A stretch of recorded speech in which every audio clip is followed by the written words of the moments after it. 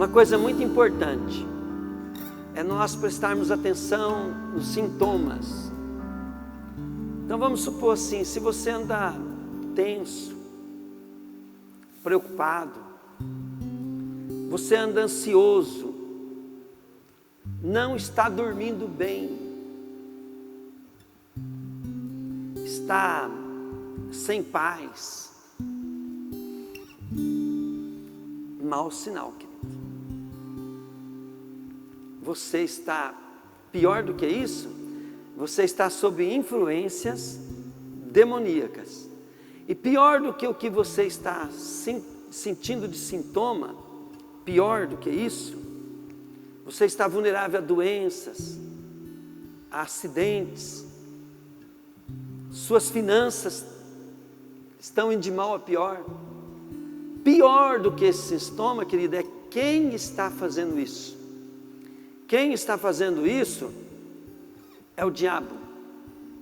E a Bíblia diz assim, que o diabo não vem senão para matar, roubar e destruir. Então esses sintomas, querido, é apenas os sintomas que ele está tendo acesso à sua vida. E não tem, querido, como você ficar livre disso se você não buscar o Espírito Santo. Busca Jesus e busca ser cheio do Espírito. Você vai notar, querido, que quando você tem insônia, se você colocar uma pregação ungida para assistir, é duas coisas. Ou você não vai conseguir prestar atenção, vai ficar mais perturbado ainda, que aí o negócio é mais sério, aí você precisa ligar para o irmão de Deus, para alguém que tem dom de libertação e orar por você. Preste atenção nisso, você precisa de socorro. Por quê? Porque você foi assistir uma pregação ungida e você piorou, você não consegue prestar atenção. Aquele espírito está muito forte agindo na tua vida. Você precisa de ajuda. Não é chamar o pastor, é chamar um irmão que você sabe, que sabe lidar com isso. E ele tem que orar por você, fazer uma libertação. Agora, olha bem, se você já é uma pessoa ungida de Deus, perdeu o sono, você experimenta para você ver, abre a Bíblia e vai ler. Você dorme na hora. Ou vai assistir um filme um filme evangélico, ou uma pregação boa mesmo, né, de alguém do seu segmento, tá? Por exemplo, que é assembleano tem que assistir uma pregação ungida assembleana. Quem é neopentecostal, neopentecostal. Você não pode assistir pregações que critica, um critica o outro. Isso é do demônio. O demônio vai fazer você ficar interessado nisso. Você tem que assistir uma pregação que o cara fala de Jesus e do Espírito Santo, e é onde você vê sinais e poder de Deus agindo. E o verdadeiro, querido, ele não fala mal de ninguém, ele não tem nada com o problema dos outros. O verdadeiro cristão que está cheio do Espírito Santo, ele não fica criticando outras igrejas.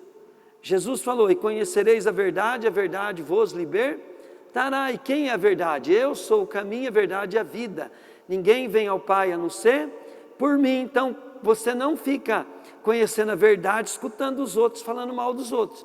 Você escuta a verdade quando a pessoa fala bem de Jesus, fala preciso de Jesus.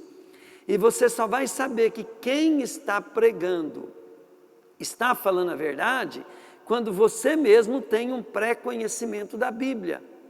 Hoje mesmo eu estava escutando um cara pregar que muito crente postou, e ele falou quase tudo certo, mas ele teve um ponto que ele errou drasticamente.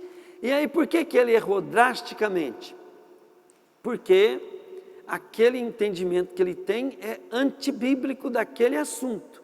Aí todos os crentes que não lê a palavra, como ele pregou tudo certo, tudo bem, mas ele errou feio num ponto, aquele ponto que ele errou, o crente que não entende de Bíblia vai ter como verdade.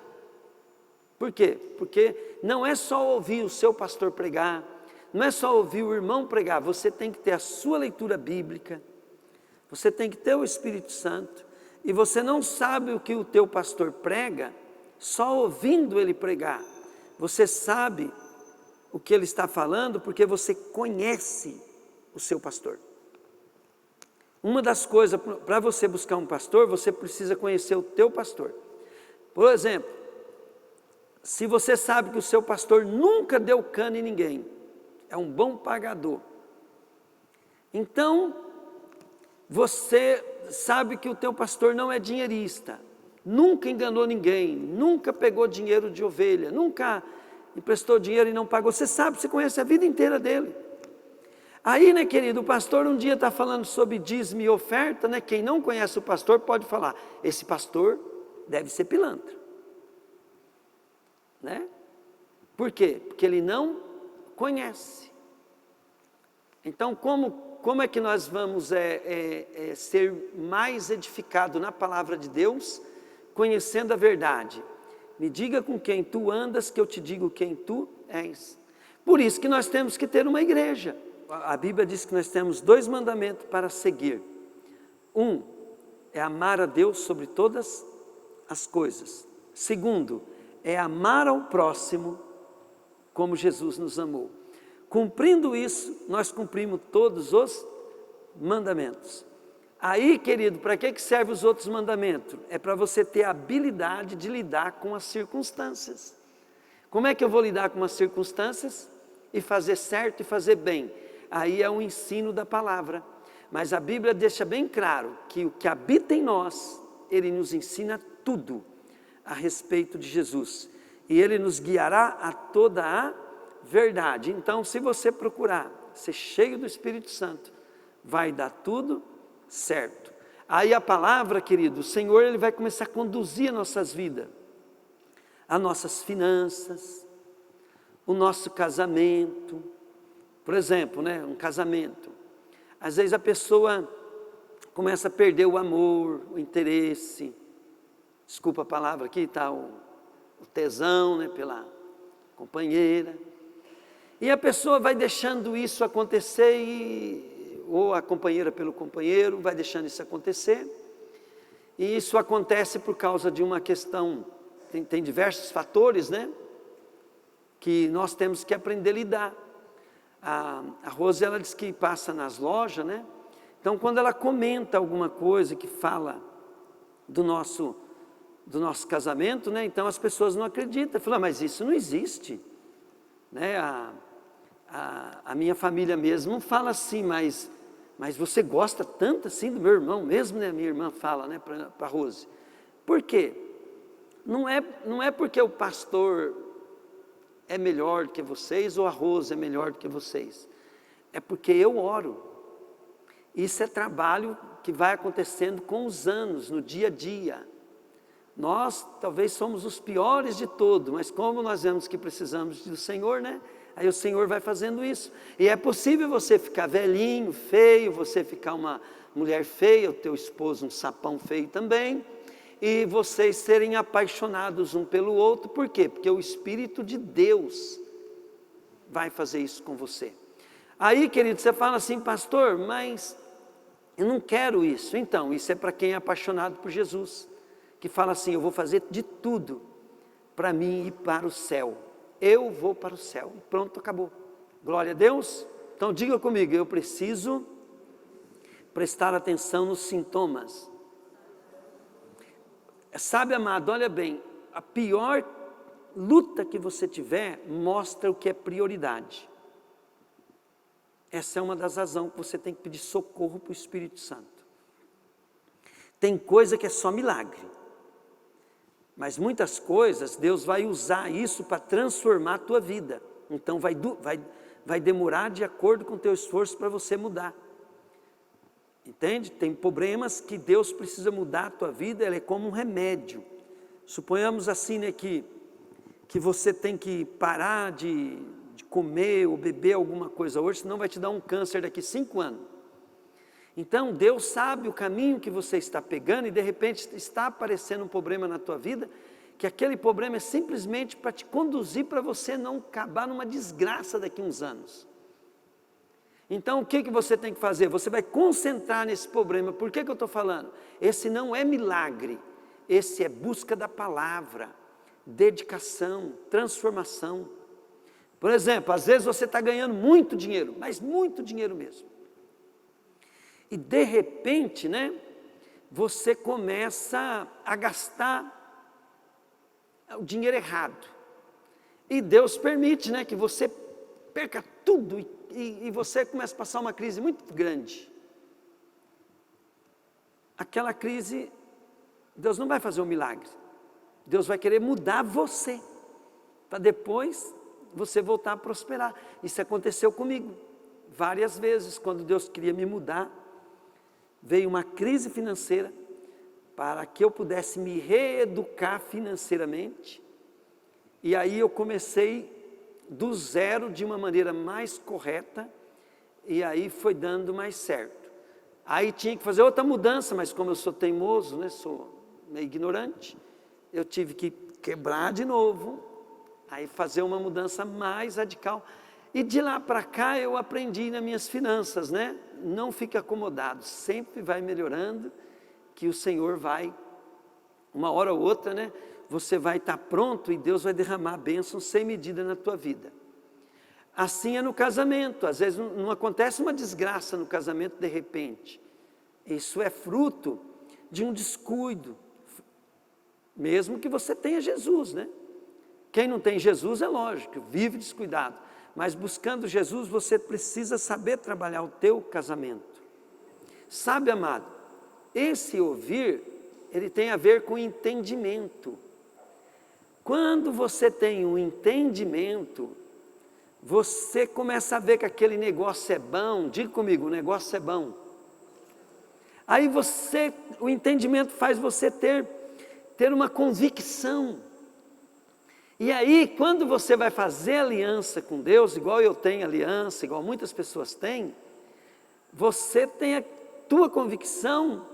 E aquilo, querido, é tudo na tua vida. Ontem nós estávamos aqui testemunhando, então eu peguei a Bíblia e estraçalhei um monte de versículos bíblicos que fala sobre prosperidade.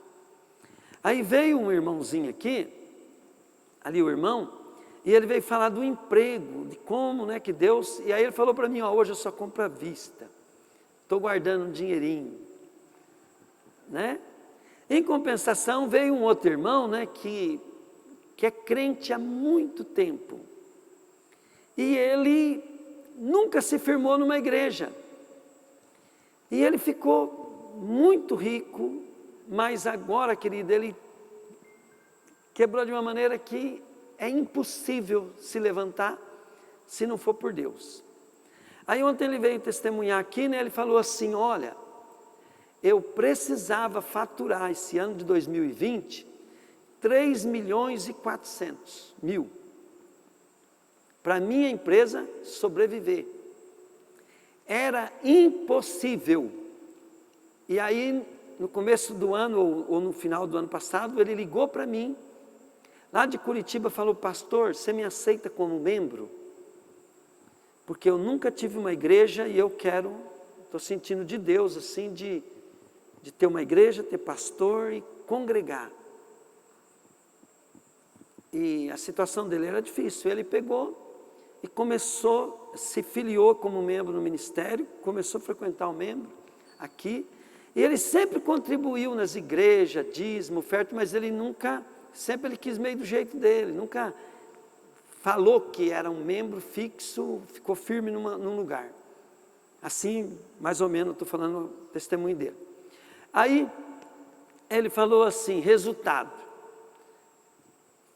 Ele não está podendo, querido, dar dízimo, dar oferta, porque ele tem uma dívida muito grande. E eu falei para ele, paga a dívida porque você está no prejuízo. Na hora que você começar a ter lucro, aí se não der dízimo eu vou te chamar de sem vergonha. Né? Aí ele começou a vir aqui.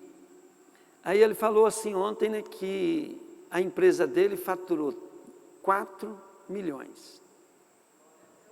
Amém? Dá uma salva de palmas para Jesus. Amém? Glória a Deus, né? Para vocês terem uma ideia, estou assistindo todos vocês, né? E eu tenho que falar uma coisa que eu estou vendo. Estou vendo muitos irmãos, vocês mesmos podem ver, estou vendo muitos irmãos com muito medo. Ter cuidado, querido, com a pandemia é uma coisa, medo é outra coisa. E se você olhar assim, quem está sendo pego pela pandemia? Presta atenção para você ver. Os medrosos não escapa um. Todos pegam. Mas eu quero te explicar o seguinte, vigia. Não tenha medo de morrer. Tenha medo de estar sem Jesus. Não tenha medo de doença. Tenha medo de ficar sem Jesus. Não tenha medo, querido, de nada. Agora, você pode ter cuidado. Você tem que ter cuidado, você tem que ter respeito às pessoas que têm medo. Entende? Você precisa ter respeito, Mas você ter medo, querido, o que você teme, você atrai. As coisas que vêm para roubar, matar e destruir, elas são demoníacas. Tá? Tem pessoas que estão com tanto medo que ele se protege tanto que o coronavírus nunca vai pegar ele. Mas o irmão lá falou para mim que tem um cara aí que tem tanto medo que ele está usando tanta máscara que deu inflamação no pulmão dele, né, irmão? Deu inflamação no pulmão dele. Está mais fácil ele morrer por causa do uso da máscara do que do coronavírus. Por quê? Porque deu excesso de gás carbônico no pulmão. Fica com a máscara direto. Aí o que vai acontecer? Vai respirando, quer dizer, o que ele respira, mesmo no ar, se arrebenta inteiro. Medo. Eu vejo assim, nós temos que ter extremo cuidado, principalmente de contaminar os outros. Entende? Porque o vírus, ele procura um hospedeiro. E sabe, querido, uma vez um irmão Cres, ele falou um negócio de vírus para mim. Eu falei, mas é o capeta mesmo, não pode ser outra coisa. Então, olha bem, para você entender o que é um demônio. Um demônio, ele é um espírito. E ele em si não pode fazer nada. Por quê? Porque um espírito, ele não tem um corpo físico para pegar em algo. Pegaram? Ele não tem corpo, ele está no ar. Então não tem, uma pessoa cabe, milhões de demônios cabem em uma pessoa. Para manifestação, na hora de falar, é um de cada vez. Um demônio pega a pessoa, só um vai falar, só um vai coordenar, só um vai fazer. Mas aquela pessoa pode ter milhões de demônios. Por quê? Porque não ocupa espaço. Diga comigo, não ocupa espaço. Aí, preste bem atenção. Você sabe o demônio que a pessoa tem quando manifesta ou pelo que ele faz. Então você vê uma mulher que começa, né, ficar sensual e pá, ou um homem, né, que começa também a ficar sensual, então você já deduz que tem um espírito de pombagira. Facinho de saber. Né? Por quê? Porque aquele espírito habita e ele dá uma indução ali. Então nós temos que tomar muito cuidado, porque às vezes nós estamos sentindo uma paixão ou uma vontade excessiva de sexo, essas coisas. O que é? Um demônio pode estar habitando no teu corpo e te fazendo você sentir isto. E aí você não sabe que está numa luta demoníaca, você vai dando corda àquilo, daqui a pouco você cai igual patinho. E nós conhecemos quem está agindo pelo sintoma. Então, ele manifesta e você sabe quem está ali. Aí, querido, o Crésio estava fazendo um curso lá para o SAI, e a professora começou a falar para eles assim, ó, a bactéria, porque a água é bactéria, né? O Juba que estava no SAI lá. Então, eles têm como mexer com a bactéria. Mas o Crésio chegou na professora e falou: qual a diferença entre a bactéria e um vírus? Aí ela explicou assim: a bactéria já tem um corpo. E o vírus, você só conhece porque ele vai provocar algo em um hospedeiro. Então, por exemplo, você pega um vírus, né? Então, e começa a ter uma gripe. Então, você sabe que você tem um vírus da gripe porque a gripe se manifestou. Mas você não pega o vírus, você não tem aonde pegar o vírus, porque ele é um espírito. Entende? Ele é um espírito. É um ser vivo, mas ele não tem corpo, ele não tem como, aonde pegar ele. E aí, querido, né, nós vemos aí esse vírus, né? Nós podemos tratar ele como um espírito. Você pode falar aqui na minha casa, não. Porém, olha bem, muitos vírus, né? Esse vírus do coronavírus aí que fala, de certa forma, ele é transmitido pelo toque. Mas ele é transmitido através de cutícula, né? Quer dizer, ele está hospedado em algum ambiente. Ele pode, né? Por isso que tem que desinfectar. Aí você põe a mão aqui, taca na boca, ele vai provocar o efeito dele. Mas aprende uma coisa. Eu acredito assim. Se você estiver cheio do Espírito Santo, buscando a Deus, isso não prospera, porque a Bíblia fala assim: cairão 1000 à tua direita, 1000 à tua esquerda, né? 10.000 à tua direita, e você não será atingido. Nenhuma praga chegará à tua tenda. Então, se você começar a confiar na palavra, mas ser realista, ter bom senso, ter cuidado, porque aqui Jesus falou: não tentarás o Senhor teu Deus. Então, o cuidado é para não tentar a Deus, mas não podemos ter medo. Mas é assim, querido, olha bem, muitas coisas que acontecem na nossa vida, ele pode ser sintomas de coisas espirituais que estão acontecendo. Uma coisa que você tem que saber: se Deus estiver com você e você estiver com Deus, tudo contribui para o bem daqueles que amam a Deus e que são chamados segundo o seu propósito. Amém, querido? Senhor, eu quero abençoar, Pai, aqui do teu povo agora, para que haja aliança, Pai, para que haja prosperidade, em nome de Jesus, Pai. Amém. Paz, irmãos, chegamos ao fim de mais um culto no Ministério Restauração da Noiva.